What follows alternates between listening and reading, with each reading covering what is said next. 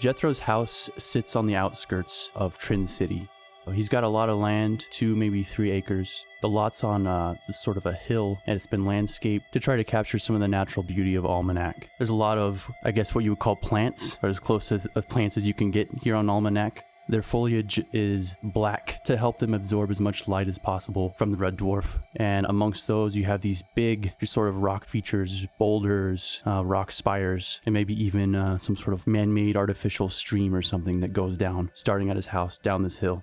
And he's got this long, winding driveway that goes up to his home, or I guess his house, which is basically just this giant slab of stone. Very minimalist, just like a giant rock cube on top of this hill, surrounded by all this beauty. The door is nothing but stone and steel. As he walks up to it, you can barely even tell it exists as it kind of blends in with the rest of the house.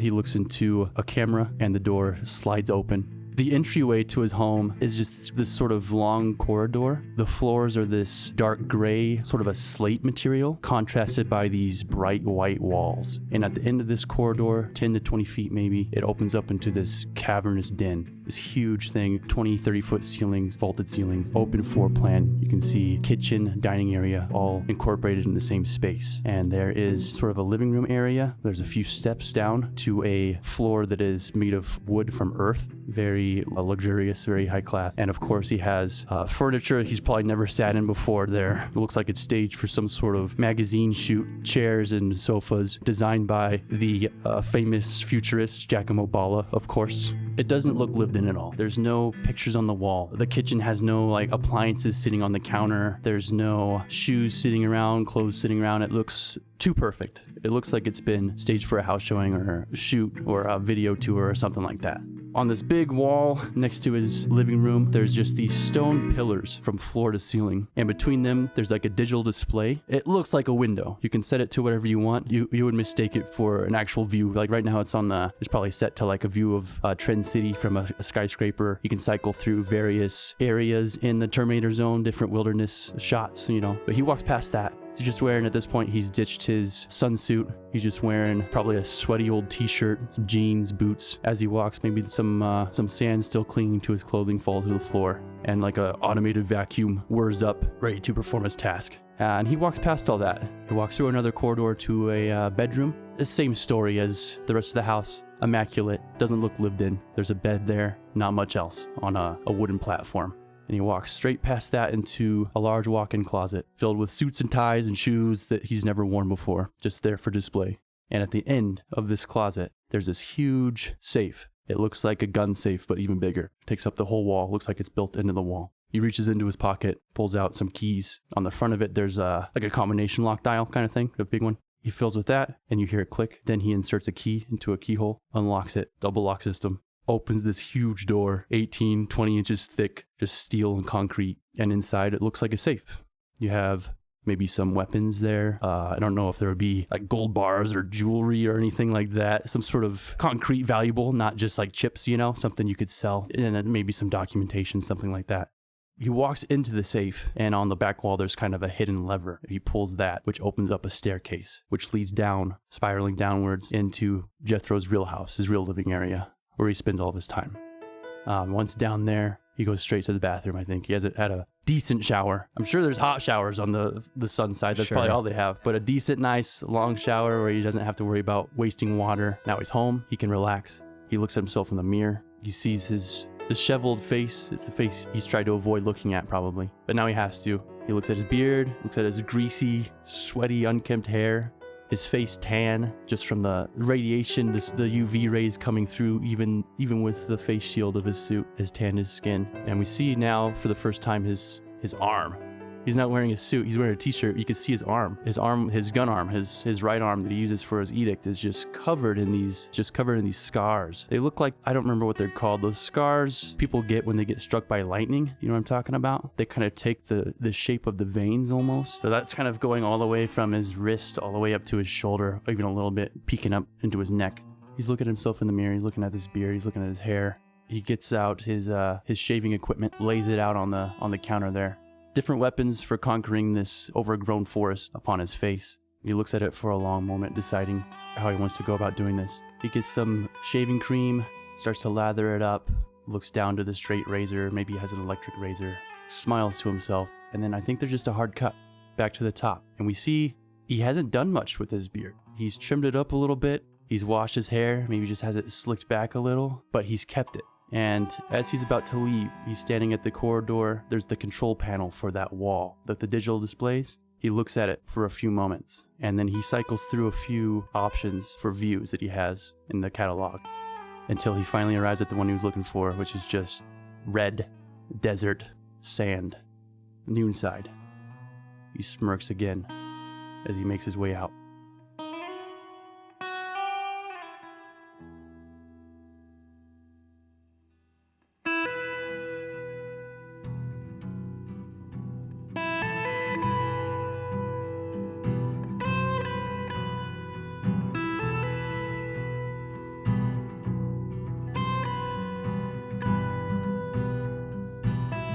Kaz and Dorian arrive at their destination, the Terminus Club, the Callback.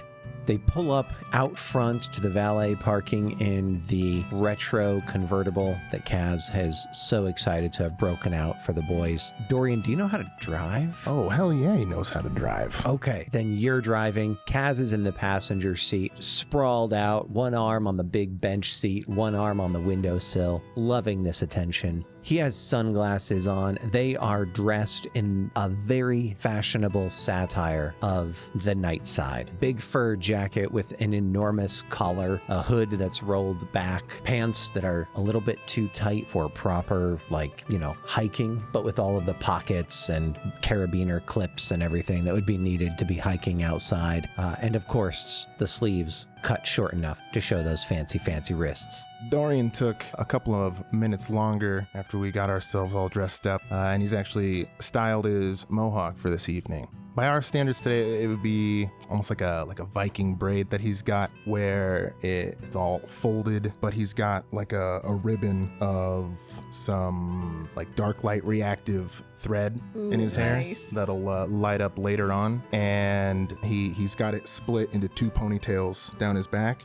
And then he's got just enough of a lock and a half of hair left off the front end of the mohawk, so that way he's got a little bit of bang swoop in the front. So the boys pull up, Dorian bringing the car to a smooth stop, toss the keys to the valet, and we step inside the Callback nightclub. It's sort of a retro-themed club, and by that, the owner has chosen to decorate it with whatever random historical artifacts that she is a fan of. So it's got kitschy old movie posters in there, it's got props from movies, it's got old newspapers on the wall, the very stereotypical celebrity photos everywhere. It sort of has a speakeasy kind of vibe, not much of a dance floor. The dance floor is small. The most extravagant part of it are the multi-layered balconies that are around it. It's sort of set up in a stadium setting where each balcony is out a little bit further, so you can all look down towards this central stage where either dancing or music is being performed. Tonight we have one of the opening bands on, but soon it'll be a hip little, a very happening little electronic duo that's going to come in and spin some hits. As they step inside, Kaz leans into Dorian. All right, Dorian. Vivian said she'd be here. If I know her, she won't have a booth on the top floor. She'll be somewhere here on the first or second where she could be seen. Sure, okay. And Dorian will sort of raise his pierced eyebrow as he looks around the room trying to get an eye for her. Have you ever partied with Vivian? He asks as they start working their way through the crowd. No, I actually can't say that I have. Aside from yesterday, I think I've only ever run into her once before. You're going to have a great time. You are going to love her. She is taste incarnate and just matchless when it comes to settings. I was picking up those vibes. That's great. Yeah. Oh, and he raises his hand to wave at her in the distance on the other side of the club. I see her. She does one of those waves where it's one finger at a time, in a wave several times, but open palm. She is nestled in a booth. It's not in the corner. It's definitely it doesn't even have a table. It has those tables that almost look like, what am I trying to say? They're like those trays that you can get for your couch, that slide under the couch so you have drinks nearby, but you're not inhibited by a table. So we have plenty of foot space to sit down. We have plenty of foot space. Some ottomans that look over overstuffed but very comfortable. She did manage to get home to change her outfit. She's got on what almost looks like an homage to the Sun River. Like the fabric that her shirt is made out of looks molten copper, and it's always kind of moving a little bit. She has these high-waisted dark brown shorts. Her shirt is held up by this gold ornamentation that looks like ivy leaves. It starts around her neck and it crawls down her arm and attaches on her finger. And she has like a little hat on, a sexy little hat. It's maroon. Tonight her freckles, I think she's applied a lotion that directly over her freckles so that when light hits them, they sparkle like stars. I think we see the two crows head over to the Rook as this nightclub blares around you. You know, like in a television audience, you're just going to have to accept that the characters are speaking at a normal volume inside of a nightclub and they can hear each other, because really, that's how it should be. Maybe these booths come with sound dampening pods. The crows come to sit down at the table. Kaz makes the introduction between the two. I know you both met, but, not under these circumstances, and I would like to do the introductions in a better fashion here. So, Dorian Crow, please meet Vivian Rook. Vivian Rook, Dorian Crow. I can't believe the two of you aren't best friends yet, but you certainly will be tonight. Vivian, it is quite nice to meet you. Sorry about the circumstances we met under yesterday, or earlier. You know, it's under the bridge. Yeah, well, I mean, it's great to see you here, We've got a little bit of time before, the business we got to get to. So we figured we cut loose a little tonight, What are you drinking? Everything. Bartender! Everything within grasp. She says she's languid. Let me see if I can get just a couple more your way then, huh? My favorite customers, the crows. Kaz, Dorian, it has been so long since you've been in the callback. Wow. Yeah, it's good to see you, Adrian. How are you? I'm great. What do you want? A triple, usual? Let's go to the 3 triples and then have a couple up on deck, okay? Yeah, you want a bottle? You want a champagne bottle? What do you want? Too much? Okay, speak the word and I'm here, but I'll get you triples, 3 of them on deck. You got it. Look, I'm going for a marathon tonight, okay? So we'll take it easy. I'll definitely have 1 up on deck. We'll wait on the 3rd. You know what they say about marathons? We know we're coming. Start strong. Sprint, then settle in. Listen, you'll see when I make a statement. That's when we know for round 2, okay? You got it. Love you. This entire conversation, Kaz has just been locked eyes with Vivian. Like, isn't my brother the coolest person in the entire universe? How cool is this motherfucker over here? She does one of those like tiny pinch smiles, like as you're drinking, like, oh yeah, this is a cool fucking guy. Smiles with her eyes. Oh my gosh. It is so good to have the two of you together. Let's do this. What are we drinking to tonight? Well, I mean, it's got to be to the recently departed, right? Oh, the Luella. I've already done a few drinks in Luella's honor. How about one for Keaton? For Keaton? Yeah. Man, that bitch said no. He's not coming out tonight. Oh no. We're not gonna drink to him. No. It gets better than that, Dorian. It gets better than that. We are drinking for the dearly departed Keaton because he's the one who fucked up the security. So Uncle Claudius is going to come down on him like a hammer from heaven. Oh, and Dad just is so mad at him. Oh, he's so mad at him. It's amazing. Excellent. Well, I mean, mad enough that they called me back into town, right? So it can't all be bad. Exactly. So you're right. Cheers Keaton. to that, Kazzy. Cheers to Keaton. Hey. Clink. Okay. So, Dorian, it has been a minute since we actually got to sit down. I'm so sorry you missed the party, but I trust everything is going well. I mean, you're out there getting your message out, making change. How's that going? Yeah, no, absolutely. Yeah, it's been going fucking great, man. It's not every night that we play, and honestly, that makes each one performance that much more special. I can't even imagine. Vivian, you know that Dorian is the underground rocker, right? Like, that's him. Well, I mean, I've been listening to his latest EP because Ulysses was playing it on repeat for about 3 weeks in his lab at one point. So I'm very well accustomed and well acquainted. That made it to Trinity City? Nice. Told you. Taste incarnate. Incarnate. I sent that from like 3 nodes out nightside. Okay? I'm just surprised it made it back. This is great. This is great news. That means it is moving. That's good. That's good. It is moving. It's affecting change. I feel like you can kind of see it everywhere, right?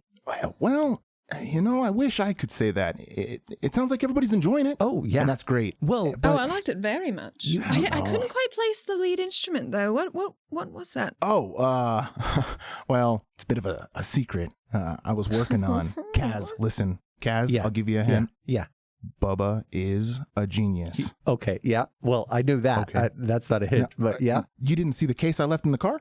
No. Okay, well, listen, we'll get to that later, all right? But Wait. basically, it's a custom instrument of my own design. Bubba made it. Well, yeah, he helped me with it. He's got all the numbers and the angles, the stuff. But now I track.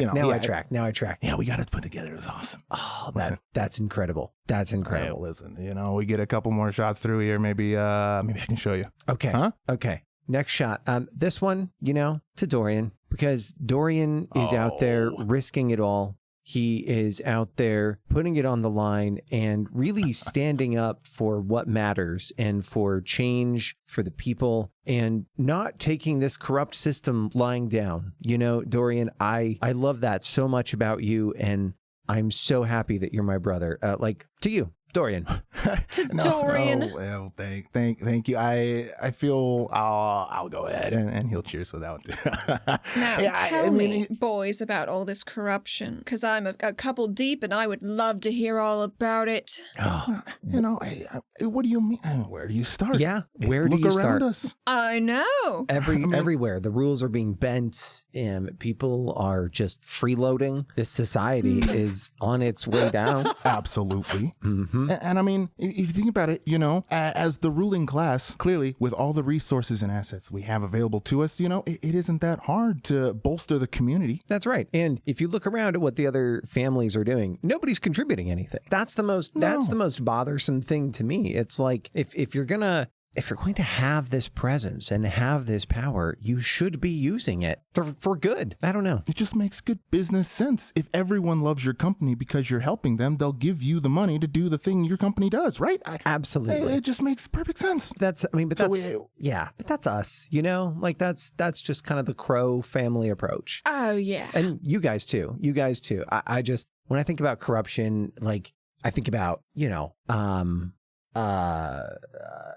paid off police. That happens, right? Unfair I wages. definitely never paid them off, yeah. Mm-hmm. Wait. Pay cuts for your entry-level workers while the executives just keep getting these bonuses on bonuses. Exactly. What is it that they're actually providing to the company that your average working man isn't, huh? Oh my God, I know. Mm-hmm. It's just, It's just all this centralized wealth. Yeah. Yeah. We have no support for entrepreneurs either. No, the markets, everything's shut down. There's nothing that I have been trying for months, okay, to talk to any sort of promoters or venues across all of the Sun River. And he's just been getting shut down. You've just been getting shut down, right? The fucking industry, the fucking Taurus family owns all the licenses, and they've got their contracts written so strict, even Claudius couldn't do anything. Oh, Didn't he boo. fucking marry a Taurus to get into it? Yeah. Yeah. Nothing. I'm just trying to put on shows. and what am I supposed to do? The Crow money isn't even enough is what's crazy. Right. I mean, Dorian, it's a last resort, but have you considered marrying into the Taurus yourself? I mean, if you're already in the family. It feels really weird talking to Claudius to set us up like that would be Yeah. Dorian sort of trails off at the thought and he looks grossed out. Listen, not all arranged marriages are bad, boys. Let me tell you. Yeah, you're really happy with Ulysses. Oh, you two were arranged? We were exceedingly and quickly arranged. Oh. But he's a very good man. He's got a very good heart. Yeah, I never got that vibe off of you two. You lucked out. That's awesome. Sometimes the system works. Now, if we could just get your sort of dream situation Exactly. provided to everyone, right? With enough resources, we could easily get this sort of information to the hands of people who need it. Right. And that's the thing that I just don't understand and that I feel so bad about, the setup of the system is that you should be able to just choose a better life for yourself. And I don't know what's preventing people from that. This is the most fucking infuriating conversation I've ever heard in my life. It's at that moment that two figures walk up to this table. The one no one here has ever seen before, but at least one of them you have seen before. So he's this 14-year-old fucking model. He's got a triangle face, right? Strong cheekbones. He's that Timothy Chalamet. Yes, it comes down. He's blonde. It's beautifully tousled. A little bit of eyeliner on. He's wearing something beautiful, something classy tonight.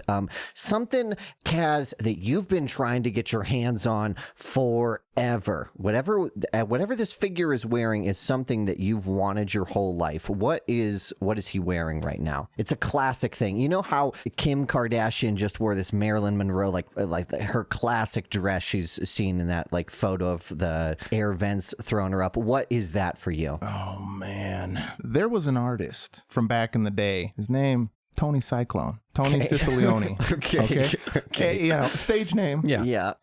But listen, back then, those cheesy things, they played hard. Tony Cyclone had a certain hat, a large, wide brim hat with oddly like a belt buckle on the hat. Just a blank. There's nothing on the belt buckle. Oh, and that's the statement. That's what you know. That's how you know. Wow. That's Tony Cyclone's belt buckle that he put up on his hat. The rest of the suit that went with it was iconic as well, right? Like, yeah, it's all made. I was talking with Alex about, you know, some of the biology around town, you know, some of the fauna around here. Yeah. And he was talking about this cave dwelling ambush predator that it's sort of like an amalgam of a diving beetle and an alligator. Okay. What the fuck? And so it patrols like some of those shallow pools and rivers and subterranean streams and things like that of Almanac. They call it a wallow worm. And it's got this, similar to alligators, it's got that alligator skin. So this hat is a scaly leather hat. All I can imagine right now is somebody leaning in at a club. His music is just fucking bumping loud as fuck. And he's like, and these animals in the caves, man. They're ambush predators, man. So he's wearing that hat. It's a classy, like white, stark white suit, blue tie, but the suit has like all the stitches exposed, and it has like the little like it's almost inside out. Like it was the famous Tony Cyclone inside out suit. Yeah. This figure, of course, you recognize as Tag Wilder. That motherfucker. Oh, hello there, Kaz. Look at you out partying on the town just after you had this big party of yours. It's so, and you're in like a little club. Look at you, Kaz. It's good to see you. Kaz stares up at this sudden assault on them in this table. Do I recognize who this is? Is this Tag Wilder you just said? This is Tag Wilder. Okay. You don't recognize the other person, but you recognize Tag. Your arch enemy. Kaz looks up in astonishment at seeing Tag Wilder here. Tag, it is so good to see you out. He's having trouble getting the words out as he looks up and down this outfit. If you know Kaz, you can see the green envy seething out of his ears as he stares at this. And Tony Cyclone's reverse suit. That what a piece. It was a bit of a pull to get it, but here I am. And listen, you would think this suit is not good enough for the callback. I know you're going to say that right now, but I promise that's what it's about. Tony Cyclone, he wanted to be in the grunge. He wanted to be with the common people, mixing it up with everybody in like the bad clubs. I know who Tony Cyclone was. Of course, the famous musician. We all know Tony Cyclone. Oh, we all know Tony Cyclone. Yes, and this is my cousin Max. He's from Offworld, actually. It's really hard to get someone from Offworld, but Max has shown up. It was insane. It has been It's beautiful. so hot. Your planet, your home is incredible. Your planet is incredible. Thank you for saying that, Max. It means the world to me that you're here. And this is one of my best friends in the world. This is Kaz Crow. Kaz Crow, Zivan, and only. This is Kaz Crow. I love Kaz. I have heard so many things about you. We love Kaz Crow. He steps forward and reaches out a hand in kind of a dainty handshake. This man is he's like 5'6". He is the knockoff version of his cousin. His hair is just a little off. The color is just a little bad. Whoever did the color job didn't let the bleach sit in just long enough. You know, everything he's got is just, it's good, but not as good as Tag's. Now listen, Kaz, you must introduce yourself. This is my cousin, and introduce us to your little friends. Who did you get to come out with you tonight? It's so nice. You have people coming out to party with you. Vivian, who is this nerd? She leans over and says, "That's Tag Wilder." He's got my hat. So, Tag, yes, as Max, pleasure to meet you as well. Welcome to the callback. This is my usual table because Vivian and I are part owners of this club. So this is our table in more ways than one. I would like you to meet both my brother, Dorian Crow. He'll raise a couple of fingers. Someday this suit will be just as worn as that Tony Cyclone suit. And also you of Tag, you know Vivian. There's no way you don't know Vivian. Of course I know. I didn't see you there. That sexy hat of yours, it threw me off, Vivian. It's a great hat. Oh, That's a thank you, great hat. Tag. I love that hat. It's like weird retro, right? Like it's a weird hat, but It's like you're off. making It's off. It's off. But you're making it work for you. You're making it work, and I love that for you. I love that for you. I love it for me too. That's good, Dorian. Oh, look at you. I didn't know you were back. I listened to your new EP. Not as good as your last one, but I'm so excited for what you bring next. Oh, you're a musician. He's a musician, a very good Beautiful. musician. He is a musician. Yes, a very good one. Well, let me guess. He's kind of the musician that you want to know, but you don't know, right? He's like Oh, underground, so- like he hasn't made it. Not licensed. Well, That's no. that. You know what? Good for you for the grind. Good for the you. grind. I always said that about you, Jordan. Good for you. I say to Kaz all the time, I He does. love your brother's music. I just wish he could figure out a way to make it work. But it seems like you are. I've got one question for you. Yeah. How old are you? Oh, I'm 14. Oh, my God. Kaz, you own this place, right? Well, in a manner of speaking, yes. Yeah, he doesn't listen. I talked to the owner. I know Adrian. He's letting me in here. Yes, I'm 14, but listen, I want to party with the big boys. I want to have a good time, and everyone's If okay with you're it. going to be professional, you need to start early. Yes, Your that- father always says that. My Start father always early says and that. start strong. Listen, my sister, she's going to take over Wilder one day. She's going to take over Duke one day. I get to be an understudy, get to learn. Look, Tag, it is a pleasure to have you stop by. Same. I love that you stopped by. Couple options here. Sure. I think number one, you could absolutely sit and we could have some drinks, or perhaps you and I. Would you all excuse us for just a minute? Oh, sure. I would love to speak with these two. So tell me about your music. And then we see Kaz get up and pull Tag aside as Max sits down in the middle of them, arms wide, puts his shoulders over both of Oh, them in the yeah. booth, Vivian smiles so hard you could almost hear her teeth crack. Yeah, Kaz, what's up, man? It's so good to see you here. Look Yeah. at this. We're in the callback, like a little dinky club, but it's nice because it's like you can get whatever you want, Yeah, it is a great club. Here's the deal, Tag. Yeah. You fucked the security at the party. I know you did it. What do you mean, Kaz? I know you fucked the security at the party. I know you did that just to get at me. So here's what's going to happen next. You Yeah. and your little cousin, Yeah. you're getting cut. Kind of a big cousin, kind of a bigger cousin. I'm Fine. 14. Fine. He's like 20 at least. Fine. I didn't want to do this in front of him. I didn't want to do this at all. You're not invited to the gala next week. You're off the list. Kaz, if you do this to me, you understand what I can do in retribution, yeah? You understand? You're off. I'm wearing Tony Cyclone's fucking suit, Kaz. The table stops behind you guys, Kaz waves a hand at them pay attention to your own shit, even though we're 3 feet away. Yeah. Kaz, I know we've had our spats. No, this is more than a spat. This is over the line, you dramatic little turd. Is it the suit, Kaz? It's the suit. Yeah, I thought so. You know what, Kaz? Fine. Don't invite me to your little gala. I don't care. I don't care because you know what? I've been modeling every day, Kaz. What are you doing with your life? Your dad doesn't like you, Kaz. Nobody cares. Nobody cares if you're modeling. Modeling isn't a real career. Neither is being the youngest brother in a family no one cares about. That's going to be... I'm a problem solver, Tag. Something that you know nothing about. You create problems. You wander around. You find suits that you have no right to wear and that you do not nearly have the shoulders to pull off. Kaz, I'm going to drink a fucking firebomb in this suit. I'm going to go over there. I'm going to order it. They put Tabasco in that shit, Kaz. And I'm gonna slap it up, Kaz. I'm gonna slap it up in my little mouth, and you can't do a goddamn thing about it. So fuck your Galagaz. Max, we're leaving. Okay, well, it was a pleasure to meet both of you. I wish I could say the same. Actually, Dorian, I love your music. I love it. Yeah. Don't speak to him. Yeah, good to meet you, Tag. Okay, we're done. Max, we're done. Mm-hmm. Goodbye. Max, are we still hanging out next week? Well, he looks over towards Tag. No, you're not. He kind of shrugs and just follows Tag. Who made you king of the club? She says, a little sloshed. Kaz looks to Dorian and Vivian standing next to them. He is visibly upset. All right, I am going to go to the restroom as I intended in the first place. I will be right back. Okay? I just need a minute by myself. All right? I'll be right back. Sure, Kazi. All right, yeah, we'll see in a minute. He grabs his bag and heads to the bathroom.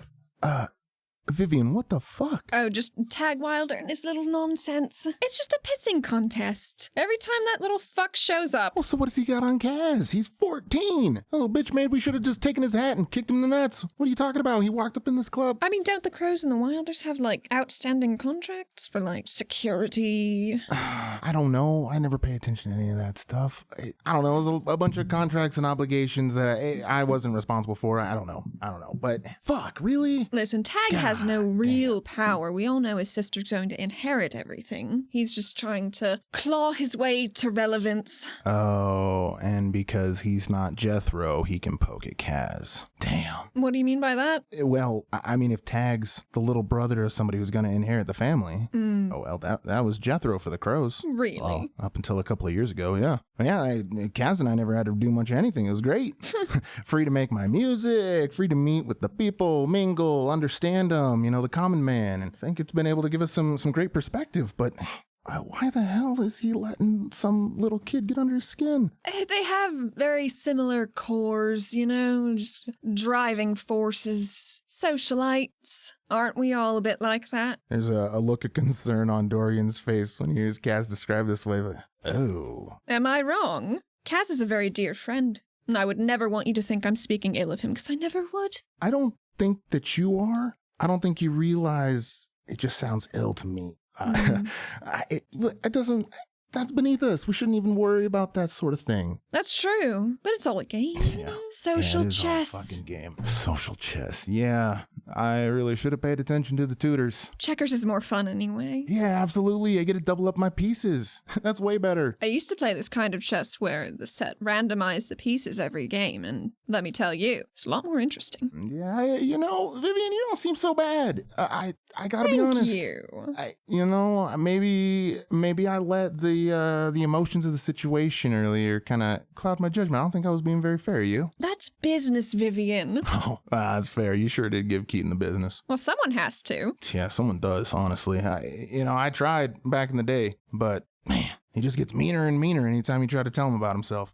Kaz announces his return with a friendly hand on Dorian's shoulder and then pouring himself over the leather-backed sofa to slide into the middle spot. Oh my God, I am so sorry about that. You guys, Tag is the way that he is, and Dorian, I apologize that you had to see him that way. I mean, if that's just the way he is, that's Nothing to be done. Yeah. unfortunate for him. That sucks. Yeah, but that's... God, what a little shitheel. He is, and he will remain that way forever, but I don't feel great that is the, that's your experience when you came back into town. I was looking forward to having you here, and that's just not the way I wanted the night to go, Kazi, listen, I appreciate your intentions, man, but hey, it's chaos, right? We're coming out for a good time. Sometimes chaos happens, Yeah. We can just enjoy it and sit back, and I mean, this kid, where did he even get the knowledge and know-how to track down a Tony Cyclone hat, right? That's got to be a replica. No, it is the real thing. There's no way that he would risk showing up in a reproduction or homage suit. He wouldn't take that risk, not with me. I'd see it, sniff it out in a second. I've been gone for too long, and you clearly forgot. I really needed you to tell me that was a replica, because now we need to go chase that kid down and take his fucking hat, and I gotta come to terms with that. Ooh, yeah. I mean, my family probably just had it in storage. Storage? Tony Cyclone gave us all of his things, as proprietary, to keep it under lock and key until an heir was able to claim it. He's licensing it for the night. I mean, it's an expensive trick. The main thing is I don't know how he got permission to wear it. That's been the thing that's held me back. I've been able to get it. I've touched it before. I've never been able to get the extra reasons, like sign-offs to wear it. That's what really puts me over the edge. I mean, if you left enough skin cells on it, it's basically yours. That's how that works. Is it? No. Oh. I was gonna say, I don't know. It seems weird, but Well, I don't know a lot about science, so maybe. yeah, I mean, what happens, right? If you just sort of put some skin cells on it, then it's yours, the ownership? It certainly doesn't leave it, and then a little piece of you stays, right? I know that we don't use edicts like this, and that the use of them. Don't get me started. Don't get me started, please. He looks at both of them as if he really wants to get started. Yeah, I see the cue, and I go ahead and I poke him in the chest once. Go on. Please, Kaz. I just think that sometimes we should be allowed to use an edict for a little social punishment. Like tag. Oh. I just want to, not really, of course, but wouldn't it be nice to just stick him in one of the old ones for just a couple days? It's the ones we hadn't quite figured out. Yeah. Bubba's off the project. There's not going to be anybody that comes along for easily another 15 years who could figure out how to be able to transfer between slates. No, you'd have to just come to terms with whatever you gave him, right? Yeah. You're going to have to commit to that, Kazzy, all right? You want to torture Tag for the rest of his eternal life? I don't. Well, no. I don't. He deserves it a little bit. Sure. But I mean, look at him. He's a fucking 14-year-old. He doesn't mean anything to his family, but he's got access to all this cool stuff, right? I hadn't really, that's the angle that I hadn't considered. Vivian, what do you think his actual social standing is with his family? I feel like I should be emphasizing his lack of inheritance more. That's a weakness. I do think you should. Absolutely. Who's the one that gave him the allowance to wear that tonight? Well, he's barely even wearing it then. It's his sister, really. Right? You should dig into the sister angle. I should. Really Like piss him a off. walking little billboard for the power of his sister? That sounds great. Oh. Yeah. Yeah.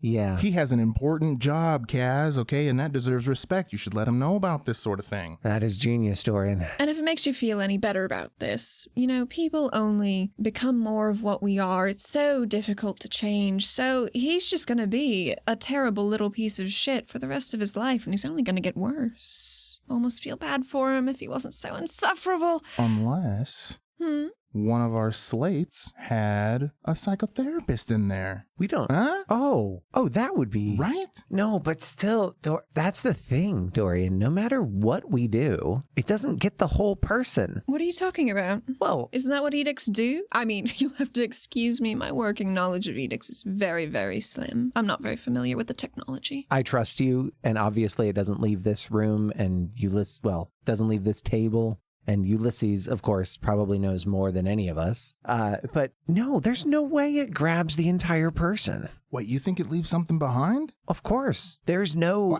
perpetual motion machine. Why would there be a perpetual soul machine? Isn't that why edicts were so groundbreaking? Well, I mean, yeah, but come on. There's no way. Have you met anybody who's done the Methuselah? Anybody that's been through the process a bunch of times? I was under the impression that the Methuselah machine was from a different license. Were they both developed by your family and then you lost one? I don't know where it came from, but we don't own Methuselah. No, you're right. It's a separate thing. Fontenue, Rin Fontenue, my mentor and also fraternity brother, is the owner of that patent and license. But even if you just look at the guns, okay, let's just look at the guns. You bring them back out like what we did today, okay? With Doza? Okay, Kaz, hold on. You're a little loud, buddy. And Dorian sort of takes a conspiratorial look over his shoulder, making sure that everybody's still enjoying themselves. Did you find Doze? Yes. Did we find Doza? Oh, Tell man. me everything. Well, shit. Okay. He's just a deadhead for sure. Yeah, he There's just looks like a nothing guy going on. who like gets slapped in the face for money. No, I'm kidding. I'm not gonna do that. Yeah. No, I mean, he looks like maybe he recently was promoted from that position. He's got a couple of steps experience with him, but no, it's pretty rough. But yeah, we tracked him down. He fucking ran. Yeah. Even before we even told him what we wanted. No, he didn't even He give fucking us a just took chance. off running. That's the thing that people never know opportunity when it meets them. Yeah, maybe I had a once in a lifetime opportunity. Instead, he ended up, get this, Vivian, he shot himself rather than let us catch him and ask him questions. But the dumbass shot himself with an edict. So he didn't understand. Well, he just gave himself to us. Yeah. Yeah. I mean, wouldn't you just shot him afterwards anyway? Oh, we would have. And I bet he's happier that he was shot with that than whatever Keaton carries. Well, I don't know. I don't know that we needed to shoot him with his own edict, though. Oh, That yeah, we one- wouldn't have used his, but Keaton almost certainly would have used his. Damn. Yeah. I mean, when I heard the guy, after he came back, he didn't seem so bad, just kind of dumb and lost. Exactly. Kaz, listen, buddy. I've been out of the city for a while, and I got some bad news for you, man.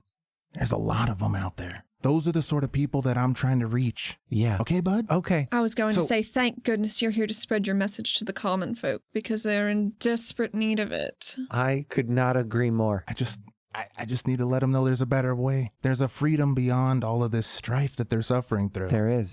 There is. If Oh, what is freedom, though? that is true. That is true. Life at this point essentially just feels like a long list of obligations. I don't know the last time that I've had an opportunity to really just sit and rest like this. I needed it, guys. No. I needed this. Oh, I think we Kaz. all needed it. It's been Listen. a very trying week. Yeah. Listen, brother. When we're done with all this mix up with Tex and Uncle Claudius, you got to come with me and Bubba, okay? It's a little cold. I don't but listen, like you that. can always put on more layers. Listen to me, Kaz. You have got to get out of the fucking city, man. It's so great out there. It's a little dirty. You're not going to find all of the amenities that you're used to, but that's okay.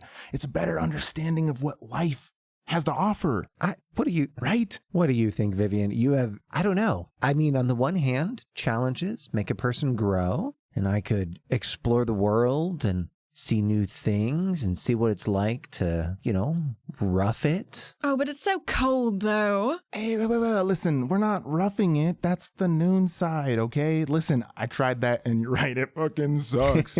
But, like I said, we get in Bubba's fucking rig, okay? He's got it heated perfectly, All right. okay? All right. I would It's beautiful. I would love to be Bubba's rig. Like you're living in the back of an 18-wheeler? Well, and Dorian sort of, shrugs like, well, It's an 18-wheeler. No, it's exactly that, Vivian, and that's my biggest hang up. it's simpler, Kaz. It's simpler. Okay. I live a very simple life. No, you live an easy life, not a simple one. My agenda is kept very empty. Uh-huh. You know what, Kaz? I'll tell you. Upside to that whole situation, 2 words. Winter boots. You've never had the chance. That's true. You can't wear They them are here. I've very tried comfy. it. I've tried it. It's too hot. It is. And you just Clashes with everything unless you're It power does. clashing, which I fully endorse. Oh my gosh, yes. But you have the cheekbones for it. I don't. So power clashing is out. Dorian could power clash. Yeah. It's the one thing I got from Mom. These cheekbones are great. I love them. Look at this smile. You see these dimples? They're perfect. They're They're perfect. so sweet. How long are you going to let us go, Caleb? Man, this has been a great night. The camera pulls up from a bird's eye view, starting first from above the group, the 3 of them in this little booth, moving up at an angle that's only possible with a CG camera angle, right? Pulling up through these 4 levels of the callback, through the roof, and then the roof materializes as it pulls back through the rest of the Dove Strip, and then through Trinity.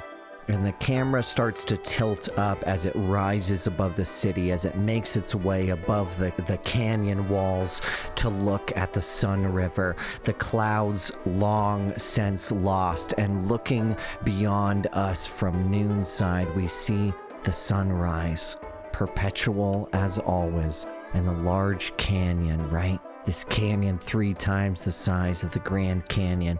This gash in Almanac, heading noonside as we look towards the destination in the following morning when all these dudes are really fucking hungover. Oh no.